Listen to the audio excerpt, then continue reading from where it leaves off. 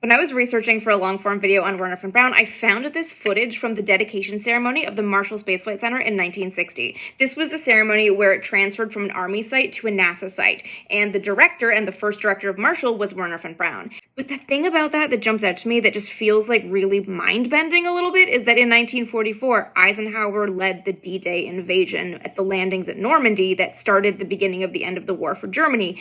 Meanwhile, von Braun was like the Reich's star rocket scientist whose weapons were starting to be deployed against the Allies. At the time of the D-Day invasion, von Braun was already looking to America. He wanted to get away from Germany. He wanted to separate himself from that past. But it still feels really weird that in like a little over 15 years, he's greeting Eisenhower at the dedication of the site that he is leading to build the rockets that are going to take America eventually to the moon. What this highlights for me, and what I think is really interesting when we step back from a video like this, is just how, you wouldn't think these two things would go together. You wouldn't think that the Reich's top scientist, or one of the top scientists, would later be hanging out with the president, but of course that happened.